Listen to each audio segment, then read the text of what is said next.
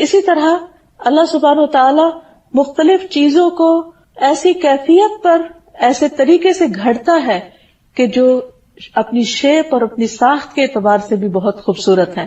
تو اللہ سبحانہ و تعالی جو الخالق، البارئ اور المصور ہے، اللہ کی یہ صفت قرآن مجید کے علاوہ حدیث میں بھی بیان ہوئی ہے. زر رضی اللہ عنہ سے مروی ہے، انہوں نے کہا کہ علی رضی اللہ عنہ نے فرمایا، والذی فلق الحبۃ وبرأ النسمۃ، قسم ہے اس ذات کی جس نے دانے کو پھاڑا اور جس نے جان بنائی یعنی روح پیدا کی. رسول اللہ صلی اللہ علیہ وسلم نے مجھ سے عہد کیا تھا کہ مجھ سے مومن ہی محبت کرے گا اور مجھ سے منافق بغض رکھے گا. یعنی حضرت علی رضی اللہ تعالیٰ عنہ کے بارے میں فرمایا کہ جو مومن ہوگا وہی ان سے محبت کرے گا. تو بہرحال حضرت علی کی اس روایت میں برا کا لفظ آتا ہے کہ اللہ سبحانہ و تعالیٰ ہی نے روح کو پیدا کیا، جان کو پیدا کیا. یہ اللہ سبحانہ و تعالیٰ کا ایک صفاتی نام ہے اور اس کے مختلف دلائل ہمارے سامنے موجود ہیں. سب سے پہلی بات تو یہ کہ اللہ سبحانہ و تعالیٰ ہر نقص اور ہر عیب سے پاک ہے. قرآن مجید میں آتا ہے لیس کمثلہ شیء وہو السمیع البصیر، اس جیسی کوئی چیز نہیں، وہ سننے والا ہے، دیکھنے والا ہے.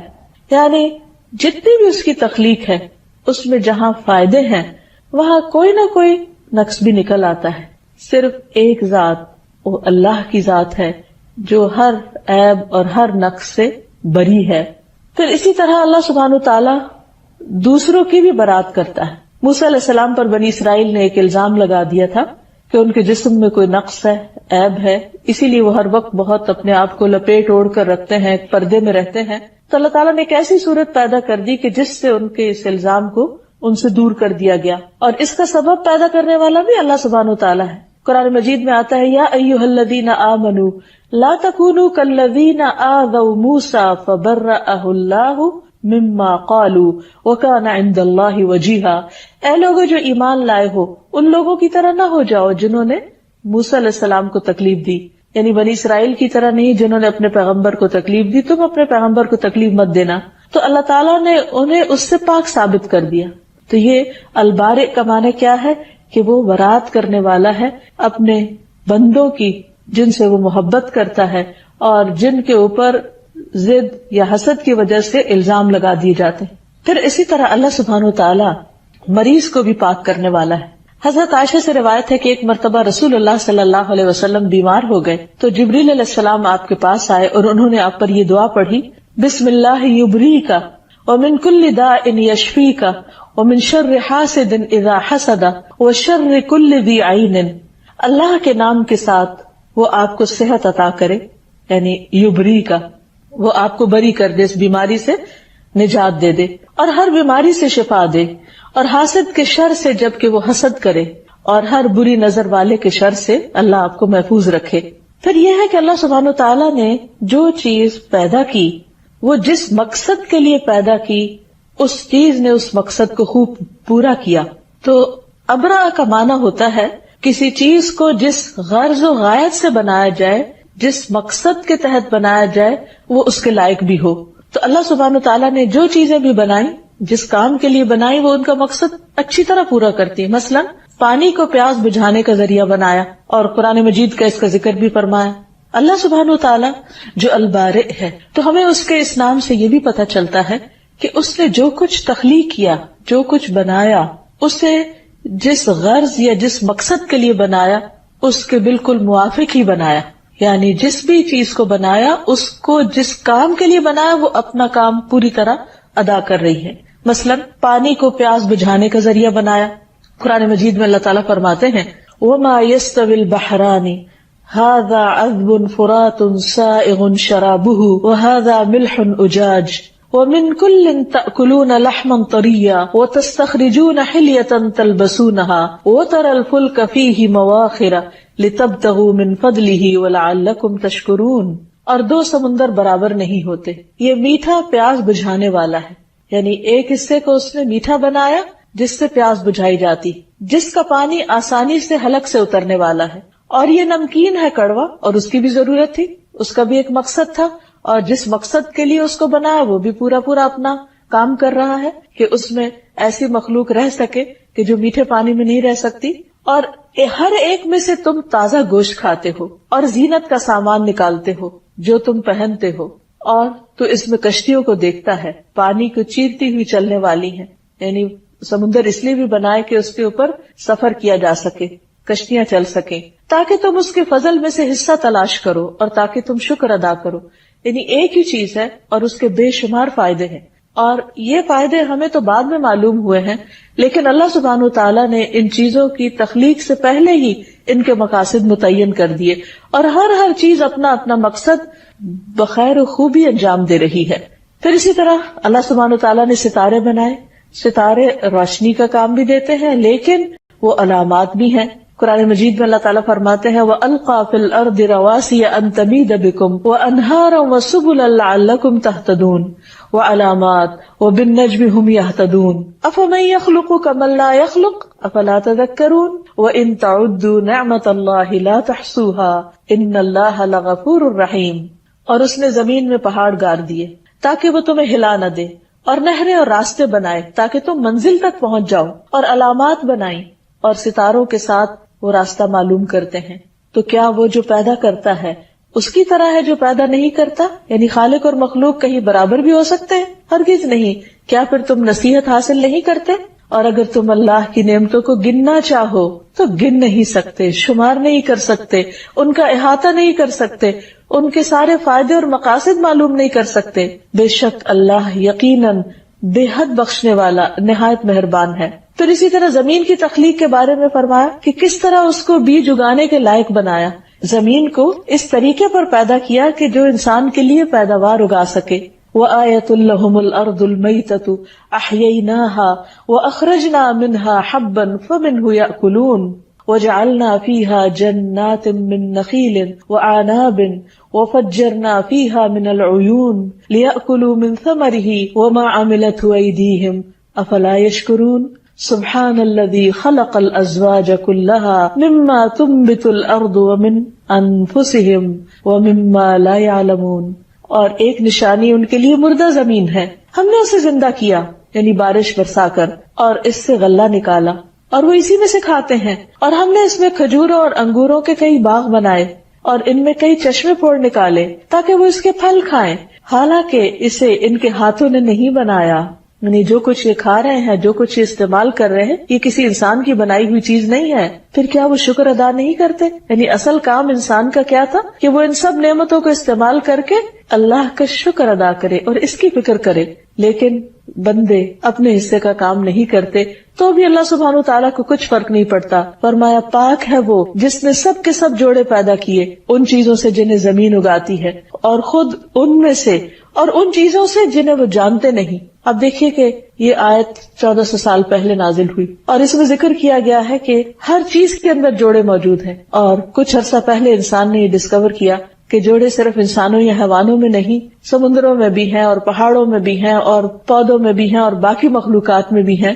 لیکن اس کا ذکر کب سے پہلے اللہ سبحانہ وتعالیٰ بیان فرما چکے ہیں. تو اس سے یہ پتہ چلتا ہے کہ اللہ سبحانہ وتعالیٰ نے جس چیز کو جس مقصد کے لیے پیدا کرنا تھا اسی کے لیے پیدا کیا، اور پھر وہ چیز مقصد پورا بھی کر رہی ہے، اور کس طرح اس کو جوڑوں کی شکل میں بنایا تاکہ وہ بہتر طور پر کام کر سکے. پھر اسی طرح بعض جانوروں کو بعض کی غذا کا ذریعہ بنایا، خود انسانوں کی غذا کا ذریعہ بنایا. فرمایا وَإِنَّ لَكُمْ فِي الْأَنْعَامِ لَعِبْرَةً نُسْقِيكُم مِّمَّا فِي بُطُونِهِ مِن بَيْنِ فَرْثٍ وَدَمٍ لَبَنًا خَالِصًا سَائِغًا لِلشَّارِبِينَ.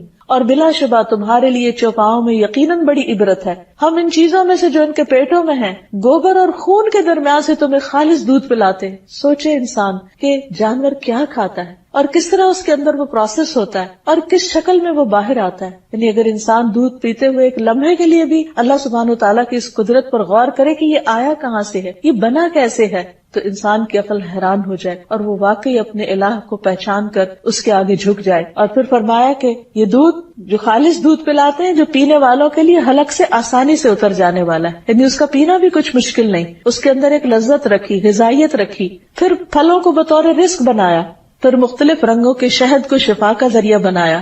يخرج من بطونها شراب مختلف ألوانه فيه شفاء للناس إن في ذلك لآية لقوم يتفكرون. ان کے پیٹوں سے پینے کی ایک چیز نکلتی ہے، یعنی مکھی کے پیٹ سے، جس کے رنگ مختلف ہیں، اس میں لوگوں کے لیے شفا ہے، بلا شبہ اس میں لوگوں کے لیے یقیناً ایک نشانی ہے جو غور و فکر کرتے ہیں. پھر اسی طرح اللہ سبحانہ وتعالیٰ نے مختلف کاموں کی مناسبت سے مختلف شکلوں میں مخلوق کو پیدا کیا. کسی کو رینگنے والا بنایا، کسی کو دوڑنے والا بنایا، کسی کو اڑنے والا بنایا. فرمایا وَمِنَ الْأَنْعَامِ حَمُولَةً وَفَرْشًا كُلُوا مِمَّا رَزَقَكُمُ اللَّهُ وَلَا تَتَّبِعُوا خُطُوَاتِ الشَّيْطَانِ إِنَّهُ لَكُمْ عَدُوٌّ مُبِينٌ. اور چوپاؤں میں سے کچھ بوجھ اٹھانے والے اور کچھ زمین سے لگے ہوئے ہیں، کھاؤ اس میں سے جو اللہ نے تمہیں رزق دیا ہے، اور شیطان کے قدموں کے پیچھے نہ چلو، بلا شبہ وہ تمہارا کھلا دشمن ہے. واللہ خلق کل دابۃ من ماء فمنہم من یمشی علی بطنہ ومنہم من یمشی علی رجلین ومنہم من یمشی علی اربع یخلق اللہ ما یشاء ان اللہ علی کل شیء قدیر. اور اللہ نے ہر چلنے والا جاندار ایک قسم کے پانی سے پیدا کیا. ان میں سے کوئی وہ ہے جو اپنے پیٹ کے بل چلتا ہے، کوئی وہ ہے جو 2 پاؤں پہ چلتا ہے، اور ان میں سے کوئی وہ ہے جو 4 پہ چلتا ہے. اللہ پیدا کرتا ہے جو وہ چاہتا ہے. یقیناً اللہ تعالیٰ ہر چیز پر خوب قدرت رکھتا ہے. یہ ہے اللہ البارئ، جس نے مختلف کاموں کی مناسبت سے مختلف شکلوں میں مخلوق کو پیدا کیا اور ہر ایک کو الگ تشخص عطا کیا، مخصوص شکل دی، مخصوص سائز دیا. کچھ کو اڑنے والا بنایا، کچھ کو تیرنے والا بنایا، کچھ کو رینگنے والا بنایا، کچھ کو دوڑنے والا بنایا. یہ سب کچھ اللہ رب العزت ہی کی تقسیم ہے، اور جیسی اس کی پروگرامنگ تھی اس کے مطابق اس نے ہر چیز کو وجود عطا کیا. اللہ سبحانہ وتعالیٰ ان تمام چیزوں پر غور و فکر کی دعوت بھی دیتے ہیں. اللہ تعالیٰ فرماتے ہیں افلا ينظرون الى الابل كيف خلقت، کیا وہ اونٹوں کی طرف نہیں دیکھتے کہ وہ کیسے پیدا کیے گئے؟ یعنی اللہ سبحانہ وتعالیٰ کی قدرت پر غور تو کرے. وَإِلَى السَّمَاءِ كَيْفَ رُفِعَتْ، آسمان کی طرف نہیں دیکھتے کہ کیسے وہ بلند کیا گیا.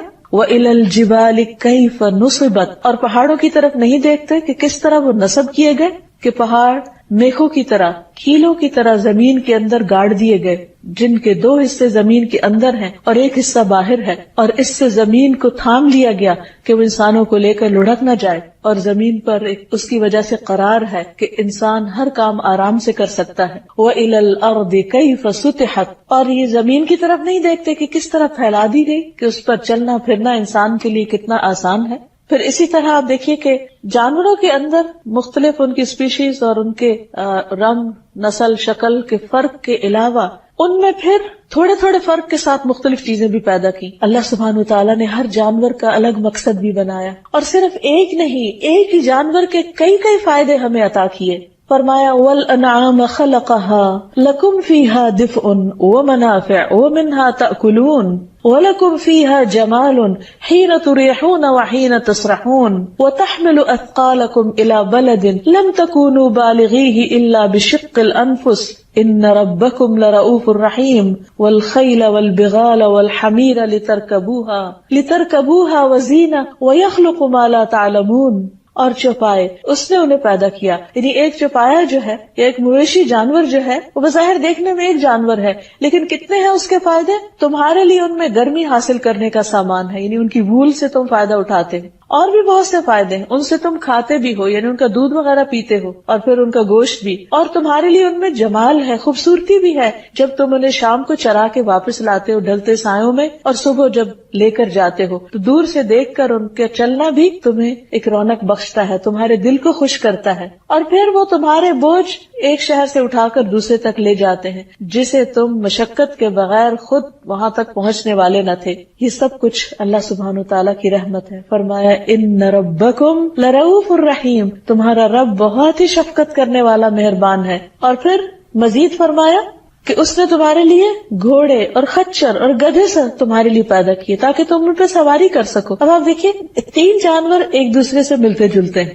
لیکن تینوں کا الگ الگ کام ہے. گھوڑے کا اپنا کام ہے، خچر کا الگ اور گدھے کا الگ. اللہ سبحانہ وتعالیٰ چاہتے تھے تینوں کا ایک ہی بنا دیتے، لیکن وہ سب کام نہیں کر سکتے. جو کام گدھا کر سکتا ہے وہ گھوڑا نہیں کر سکتا، اور جو کام گھوڑا کرتا ہے یا خچر کرتا ہے وہ گدھا نہیں کر سکتا. کسی کا سائز چھوٹا ہے، کسی کا بڑا ہے، کوئی تیز رفتار ہے، کوئی آہستہ چلتا ہے. تو یہ سب کچھ کس نے پلان کیا؟ کون جانتا تھا کہ انسان کو اپنے کاموں کے لیے کیسی کیسی سواریوں کی ضرورت ہوگی؟ اور پھر ساتھ ہی فرمایا کہ تم ان پہ سوار ہو اور زینت بھی ہے، یعنی ان میں خوبصورتی بھی ہے، تمہارا دل بھی خوش ہوتا ہے ان کو دیکھ کر، اور وہ کچھ پیدا کرے گا جو تم نہیں جانتے، یعنی آئندہ بھی وہ پیدا کرتا رہے گا۔ اور حقیقت یہ کہ سواریوں کی مختلف قسمیں جو آج انسان دیکھ رہا ہے، چند سو سال پہلے انسانوں کے علم میں نہ تھی، اور آئندہ بھی معلوم نہیں کیا کچھ اللہ تعالیٰ پیدا کرنے والا ہے۔ پھر اسی طرح جب انسان کو اللہ سبحانہ وتعالیٰ کی اس صفت پر یقین ہو جائے، ایمان ہو جائے، تو انسان کو چاہیے کہ پھر اپنے رب سے دعا بھی کرے، کیونکہ وَلِلَّهِ الْأَسْمَاءُ الْحُسْنَى فَادْعُوهُ بِهَا، اللہ کے ہیں اچھے اچھے نام، انہیں ان ناموں کے ذریعے پکارو۔ سب سے پہلی بات تو یہ کہ قرآن پاک میں اللہ سبحانہ وتعالیٰ ہمیں حکم دیتے ہیں فَتُوبُوا إِلَىٰ بَارِئِكُمْ، اپنے پروردگار کے حضور توبہ کرو، یعنی جس نے اتنا کچھ تمہارے لیے اتنا با مقصد بنایا، اتنا اپروپریٹ بنایا، تو اس کا حق تو تم ادا ہی نہیں کر سکتے، ایک نعمت کا بھی نہیں۔ اس لیے جب تم اس سے غافل ہوتے ہو اور جب تم اس کی چھوٹی یا بڑی نافرمانی کا کام کر لیتے ہو تو تمہارے لیے لازم ہے کہ تم اس ہستی کی طرف پلٹو جس نے تمہیں یہ سب کچھ دیا ہے۔ پھر اسی طرح رسول اللہ صلی اللہ علیہ وسلم نے حفاظت کے لیے ایک بہت ہی خوبصورت دعا سکھائی، اعوذ بکلمات اللہ التامات التی لا یجاوزہن بر ولا فاجر من شر ما خلق وذرأ وبرأ، یہاں بھی برأ یعنی البارئ کی صفت کا ذکر ہے، ومن شر ما ينزل من السماء ومن شر ما يعرج فيها ومن شر ما ذرأ في الارض ومن شر ما يخرج منها ومن شر فتن الليل والنهار ومن شر كل طارق الا طارقا يطرق بخير يا رحمن۔ سمانا ہے کہ میں اللہ تعالیٰ کے ان تمام کلمات کے ساتھ پناہ چاہتا ہوں جن سے آگے نہ تو کوئی نیک اور نہ ہی کوئی برا شخص بڑھ سکتا ہے، یعنی یہ کلمات اس کے شر کو روک دیں گے، ہر اس چیز کے شر سے جس کو اللہ نے بنایا، پیدا کیا اور پھیلایا، اور ہر اس چیز کے شر سے جو آسمان سے اترتی ہے یا جو اس میں چڑھتی ہے، اور اس چیز کے شر سے جسے اس نے زمین میں پیدا کیا، اور اس چیز کے شر سے جو زمین سے نکلتی ہے، اور رات اور دن کے فتنوں کے شر سے اور رات کو آنے والے کے شر سے، سوائے اس کے جو خیر کا باعث ہو، اے رحم فرمانے والے۔ تو اس طرح انسان ہر طرح کے شر سے اپنے آپ کو بچانے کے لیے اپنے رب کا سہارا لیتا ہے اور اس کے دامن میں پناہ لیتا ہے ان دعاؤں کو مانگ کر۔ اسی طرح انسان کے لیے لازم ہے کہ وہ اللہ سبحانہ وتعالیٰ کے ساتھ ایسا تعلق قائم کرے کہ جس سے وہ اپنی زندگی کے مقصد کو پورا کر سکے اور بے مقصدیت سے نکلے، کیونکہ اللہ تعالیٰ نے ہر چیز کو ایک مقصد کے ساتھ ایک خاص طریقے پر پیدا کیا ہے۔ تو اس سے ہمیں کیا سبق ملتا ہے کہ جس رب نے مختلف چیزیں ایک خاص ڈیزائن کے ساتھ بنائی، ایک خاص سائز میں بنائی، ایک خاص رنگ میں بنائی تاکہ ہماری ضرورت پوری ہو سکے، اور وہ تمام چیزیں اسی کے مطابق عمل بھی کر رہی ہیں، اپنا مقصد بھی پورا کر رہی ہیں، تو پھر ہمارے لیے کیا لازم ہے کہ ہم بھی اپنی زندگی کا مقصد پورا کریں، اور وہ کیا ہے کہ اللہ کے حق کو سب کے حقوق پر زیادہ ترجیح دیں، اللہ سبحانہ تعالیٰ کے آگے جھک جائیں، اس کے ساتھ ایک گہرا تعلق قائم کریں، اور جب اس کی نعمتوں کو دیکھیں، اس کی تخلیق کو دیکھیں تو یا بارئ پکار اٹھیں۔ پھر ایک اور بڑی اہم بات یہ ہے کہ اللہ تعالیٰ نے جس چیز کو جس مقصد کے لیے پیدا کیا ہے، جس فطرت پر پیدا کیا ہے، اس کے مطابق اس کو استعمال کریں، اسے دوسری چیزوں میں استعمال نہ کریں، کیونکہ اس سے شر اور فساد پھیلتا ہے۔ مثلا نبی کریم صلی اللہ علیہ وسلم نے فرمایا، بنی اسرائیل میں سے ایک شخص بیل پہ سوار ہو کے جا رہا تھا، تو اس بیل نے اس کی طرف دیکھا اور کہا، سوار سے کہا، میں اس لیے نہیں پیدا کیا گیا، میری پیدائش تو کھیت میں ہل جوتنے کے لیے ہوئی ہے۔ یعنی اللہ سبحانہ تعالیٰ نے اسے ایک اور کام کے لیے پیدا کیا اور تم کوئی اور کام اس سے لے رہے ہو۔ پھر اسی طرح ہشام بن زید کہتے ہیں کہ میں انس رضی اللہ عنہ کے ساتھ حکم بن ایوب کے پاس گیا تو کچھ لوگ میرے گھر میں ایک مرغی کو نشانہ بنا کے تیر مار رہے تھے، نشانہ بازی کر رہے تھے مرغی پہ۔ تو انس رضی اللہ عنہ نے فرمایا کہ رسول اللہ صلی اللہ علیہ وسلم نے اس بات سے منع فرمایا کہ جانوروں کو باندھ کے نشانہ بازی کی جائے، یعنی مرغی اس لیے نہیں بنی کہ اس پر ہم نشانہ بازی سیکھیں۔ اسی طرح جانوروں کی کرسی بنا کر ان پر نہیں بیٹھنا چاہیے۔ رسول اللہ صلی اللہ علیہ وسلم نے فرمایا، جانوروں پر اس وقت سوار ہوا کرو جب وہ صحیح سالم ہو، اور صحیح حالت میں ان کو چھوڑ دیا کرو، یعنی ان کو پریشان نہ کرو، اور راستوں میں آپس کی گفتگو کے لیے انہیں کرسیاں نہ بنایا کرو، یعنی یہ نہیں کہ مثلا دو شخص اپنے اپنے گدھے کھڑے کر لیں اور اس پر اس طرح بیٹھ دیں جیسے کرسی پہ بیٹھتے ہیں، اور اس پہ ہنسے بولے کھیلیں اور نیچے جانور کو تکلیف ہو۔ وہ ایک بیلنس طریقے سے، متوازن طریقے سے جب انسان ان پہ سواری کرتا ہے اور وہ راستے پر چلتا ہے تو وہ اس پر بیٹھنا اور بات ہے، لیکن ان کو دوسرے طریقے سے استعمال کرنا یہ اس کی مرضی کے خلاف ہے۔ پھر اسی طرح یہ ہے کہ باقی تمام چیزوں میں بھی انسان اللہ سبحانہ وتعالیٰ کی تخلیق میں انٹرفیئرنس نہ کرے، یعنی پودوں کے اندر یا پانی کے اندر ایسے کام نہ کرے کہ جس سے زمین پر شر اور فساد پھیلے.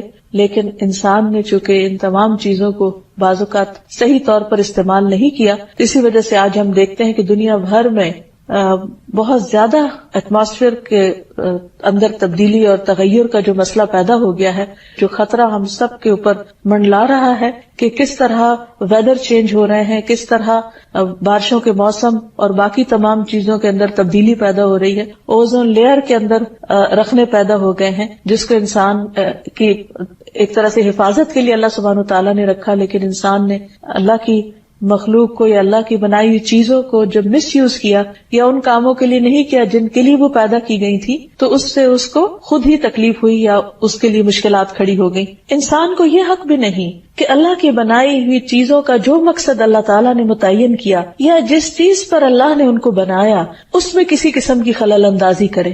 مثلاً سمندروں کے اندر ایسے تجربات کرنا کہ جس سے وہاں کی مخلوق کو تکلیف پہنچے اور سمندری زندگی خطرے میں پڑ جائے، یہ بھی اللہ سبحانہ وتعالیٰ کی تخلیق اور اس کے منصوبے کے اندر دست اندازی ہے. اسی طرح پودوں کے اندر اپنی مرضی سے تبدیلیاں پیدا کرنا، مختلف طرح کی غذاؤں کے رنگ یا شکل بدل دینا یا ان کے ساتھ اس قسم کا تجربہ کرنا کہ جس سے ان کی ظاہری حالت بدل جائے یا ان کے رنگ بدل جائے یا ان کی تاثیر بدل جائے، تو اس چیز کی بھی اجازت نہیں ہے اور اس سے بھی بچنا چاہیے، کیونکہ فطرت کے ان امور میں مداخلت یہ دراصل ایک شیطانی کام ہے.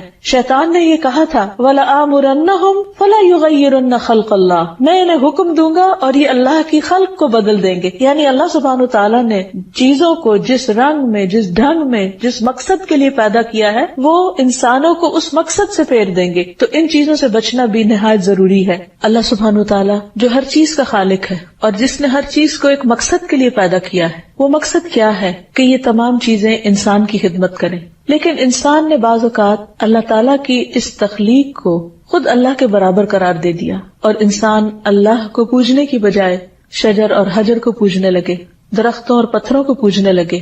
تو البارئ پر ایمان لانے کا ایک تقاضا یہ بھی ہے کہ ہم نہ صرف یہ کہ اس شرک سے پرہیز کریں بلکہ اس شرک سے بیزاری کا اعلان بھی کریں، اس سے برات کا اظہار بھی کریں.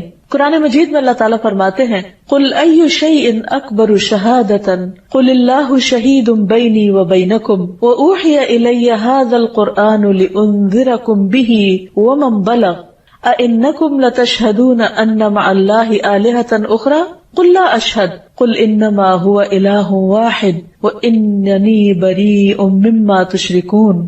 کہہ دیجئے کون سی چیز گواہی میں سب سے بڑی ہے؟ کہہ دیجئے اللہ میرے درمیان اور تمہارے درمیان گواہ ہے، اور میری طرف یہ قرآن وحی کیا گیا تاکہ میں تمہیں اس کے ساتھ خبردار کروں اور اسے بھی جس تک یہ پہنچے. کیا بے شک تم واقعی گواہی دیتے ہو کہ بے شک اللہ کے ساتھ کچھ اور معبود بھی ہیں؟ کیا واقعی عقل مانتی ہے اس بات کو کہ اللہ کی مخلوق خالق کے برابر بھی ہو سکتی ہے؟ کہہ دیجئے میں تو یہ گواہی نہیں دیتا. آپ کہہ دیجئے کہ وہ تو صرف ایک ہی معبود ہے اور بے شک میں اس سے بری ہوں جو تم شریک ٹھہراتے ہو. افسوس یہ ہے کہ انسان جس کو اللہ سبحانہ وتعالیٰ نے عقل دی تھی، سوچنے سمجھنے کی صلاحیت دی تھی، غور و فکر کی صلاحیت دی تھی، کہ اگر اس کے پاس کتاب وحی نہ بھی ہوتی تو بھی وہ اس عقل کے ساتھ مخلوق کی عبادت نہ کرتا. لیکن جب انسان اس درجے پر اتر آتا ہے تو اللہ سبحانہ وتعالیٰ اس چیز کو، اس سے برات کا اعلان کرتے ہیں، اس سے بیزاری کا اظہار کرتے ہیں اور اپنے حبیب محمد صلی اللہ علیہ وسلم کو بھی اس بات کا حکم دیتے ہیں کہ آپ بھی اعلان کر دیجئے کہ میں اس سے بری ہوں جو بھی تم اللہ کا کسی کو شریک بناتے ہو. پھر اسی طرح اللہ سبحانہ تعالیٰ کی دی گئی خبروں میں شک کرنے سے بھی برات کا اعلان کرنا چاہیے. ہر اس شک اور شبہ سے بری ہونا چاہیے جو اللہ تعالیٰ کی دی ہوئی کسی خبر کے مخالف ہو. مثلاً اللہ تعالیٰ نے آخرت کے بارے میں بہت ساری ایسی باتیں ہمیں بتائی ہیں کہ جو ابھی ہمارے مشاہدے میں تو نہیں آ سکتی، لیکن وحی کے ذریعے ہمیں ان کی خبر دے دی گئی ہے. مثلاً جنت، جہنم، قبر کے اندر جو عذاب، جزا اور سزا ہے، سوال و جواب کا سلسلہ ہے. اسی طرح قیامت کے دن، حشر کے دن کا جو منظر بیان کیا گیا ہے. تو ان تمام چیزوں پر ایمان لانا ہمارے لیے ضروری ہے. اور اگر کوئی ان میں شک کرے تو اس سے برات کا اعلان کرنا چاہیے کہ ہم تمہارا ساتھ نہیں دیتے اور ہم ان چیزوں پر ایمان رکھنے والے ہیں۔ سورۃ یونس میں اللہ تعالیٰ فرماتے ہیں فَإِن كُنتَ فِي شَكٍّ مِّمَّا أَنزَلْنَا إِلَيْكَ فَاسْأَلِ الَّذِينَ يَقْرَؤُونَ الْكِتَابَ مِن قَبْلِكَ لَقَدْ جَاءَكَ الْحَقُّ مِن رَّبِّكَ فَلَا تَكُونَنَّ مِنَ الْمُمْتَرِينَ۔ پھر اگر تو اس کے بارے میں کسی شک میں ہے جو ہم نے تیری طرف نازل کیا ہے تو ان لوگوں سے پوچھ لے جو تجھ سے پہلے کتاب پڑھتے ہیں، بلا شبہ یقیناً تیرے پاس تیرے رب کی طرف سے حق آیا ہے، سو تو ہرگز شک کرنے والوں میں سے نہ ہو۔ یعنی آپ پورا اس پر یقین رکھیں کہ آپ کو جو کچھ بتایا گیا ہے وہ وحی الہی سے ہے اور بالکل درست معلومات پر مبنی ہے، اور آپ ان لوگوں کے ساتھ موافقت مت کیجیے کہ جو ان اخبار کے بارے میں، ان چیزوں کے بارے میں شک کرتے ہیں۔ رسول اللہ صلی اللہ علیہ وسلم نے فرمایا اللہ عز و جل کے نزدیک سب سے افضل ایمان وہ ہے جس میں کوئی شک نہ ہو، یعنی انسان اللہ تعالیٰ کے بارے میں اور جن چیزوں کے بارے میں اس نے ہمیں بتایا ہے اس کو ہم اس طرح مانے گویا ہماری آنکھوں نے ان سب چیزوں کو دیکھا ہے۔ اسی طرح کچھ ایسی چیزیں ہیں کہ جن کو ماننا ہمارے ایمان کا حصہ ہے، مثلا تقدیر ہے، تو اگر کوئی شخص تقدیر کو نہ مانے تو یہ بات بھی درست نہیں، اور تقدیر کے منکر سے بھی بری ہونا ضروری ہے۔ یحییٰ ابن یعمر فرماتے ہیں کہ جس شخص نے سب سے پہلے تقدیر کے مسئلے میں گفتگو کی یعنی انکار کیا وہ بصرہ کا معبد الجہنی تھا۔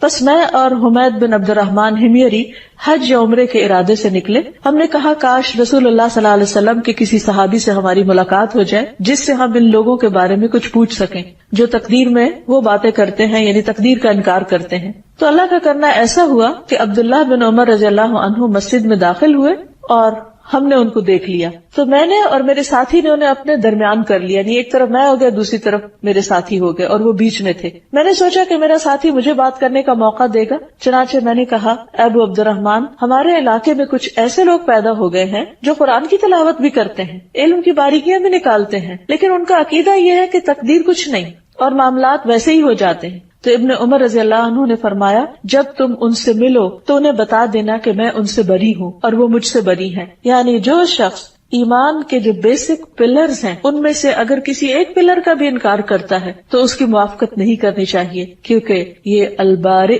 پر ایمان کے منافی ہوگا۔ اللہ سبحانہ وتعالیٰ نے جو چیزیں پیدا کی اور جن کے بارے میں ہمیں خبر دی اور جس طرح خبر دی ان کو اسی طرح ماننا ضروری ہے۔ پھر اسی طرح یہ ہے کہ اللہ سبحانہ وتعالیٰ کو اگر ہم البارئ مانتے ہیں تو اس کی بنائی ہوئی تقدیر پر بھی ہمیں ایمان ہونا چاہیے، اور پھر اللہ تعالیٰ چونکہ برات کرنے والے ہیں اور انسان کا دفاع کرنے والے ہیں تو ہمیں بھی ایسے غلط کاموں سے برات کرنی چاہیے کہ جو اللہ تعالیٰ کو ناراض کرتے ہیں، اس کے نافرمانی کے کاموں سے بیزار ہونا چاہیے۔ جیسے اللہ تعالیٰ فرماتے ہیں وَإِذَا رَأَيْتَ الَّذِينَ يَخُوضُونَ فِي آيَاتِنَا فَأَعْرِضْ عَنْهُمْ حَتَّى يَخُوضُوا فِي حَدِيثٍ غَيْرِهِ وَإِمَّا يُنْسِيَنَّكَ الشَّيْطَانُ فَلَا تَقْعُدْ بَعْدَ الذِّكْرَى مَعَ الْقَوْمِ الظَّالِمِينَ۔ اور جب آپ ان لوگوں کو دیکھیں جو ہماری آیات کے بارے میں فضول بحثیں کرتے ہیں تو ان سے کنارہ کشی کریں یہاں تک کہ وہ اس کے علاوہ کسی اور بات میں مشغول ہو جائیں، اور اگر کبھی شیطان آپ کو بھلا دے تو یاد آنے کے بعد ایسے ظالم لوگوں کے ساتھ مت بیٹھو، یعنی ان سے تم